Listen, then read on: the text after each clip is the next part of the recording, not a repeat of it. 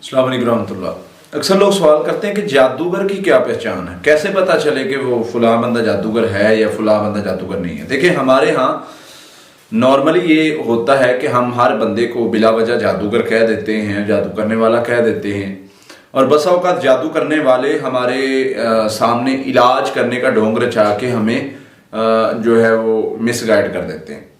हम देखेंगे कि जादूगर की अलामात क्या है, जादूगर की पहचान क्या है। सबसे पहले तो याद रखिए, जो जादूगर होता है उसको जादू करने के लिए कुछ चीजों की जरूरत होती है।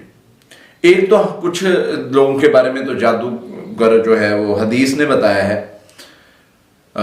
एक तो वो जो काहन नजूमी है, अल्लाह के नबी सल्लल्लाहु अलैहि वसल्लम ने फरमाया कि जिसने ये इल्म में नजूम सीखा उसने जादू सीखा, जिसने जादू सीखा उसने कुफर किया। तो पता चला कि इल्म में नजूम सीखने वाला वो जादूगरों की लिस्ट में नबी सल्लल्लाहु अलैहि वसल्लम ने डाल दिया।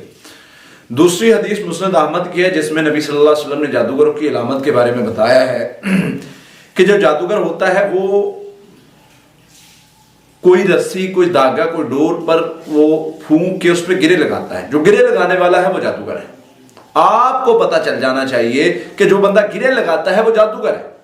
आपने उसके करीब नहीं जाना, चाहे वो आपको रस्सी बांध के देता है, कुछ भी पढ़ के करता है, तो उसके करीब नहीं जाना। फिर इसी तरह तीसरी चीज है कि आपने यानी जो कपड़ा मांगे आपसे इलाज के लिए, और पसीने वाला कपड़ा मांगे या कुछ इस तरह से, और कहे कि मैं इस पर अमल करूंगा और इस तरह से करूंगा, तो जादूगर कपड़े पर अमल करते हैं। इस बात को अपने माइंड में बिठा लें, इस चीज से बचना है। फिर इसी तरह नाखून मांगे, जादूगर नाखूनों पर अमल करते हैं, इस चीज से बचना है।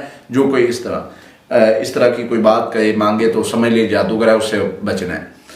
फिर इसी तरह बाल कोई आपसे डिमांड करता है। नबी सल्लल्लाहु अलैहि वसल्लम पर जो जादू का मामला था वो बालों पर हुआ था। बालों पर करके गिरा लगाई जाती है, जादूगर जो है वो अमल करते हैं। अगर आपसे कोई इस तरह का मांगे, डिमांड करे, तो उससे बचना है। वो खैर का काम नहीं कर रहा, क्योंकि इलाज जो कुरान ने बताया वो तो सिंपल है। जो कुरान ने इलाज बताया वो तो कुरान पढ़ के है। तो जो बंदा इस तरह की डिमांड करता है वो सही नहीं है, उससे बचना है आपने। बस बात इतनी सी है कि आपने उससे बचना है। जो कोई भी डिमांड करता है, वो जादूगर हो सकता है, वो कोई भी हो सकता है। फिर इसी तरह हम आगे चलते हैं कि जो बंदा आपसे कहता है कि माँ का नाम बताओ, इस पर भी बाज राकी और उलमा ने लिखा है कि वो जादूगर है, लेकिन मैं इसको जादूगर नहीं कहता।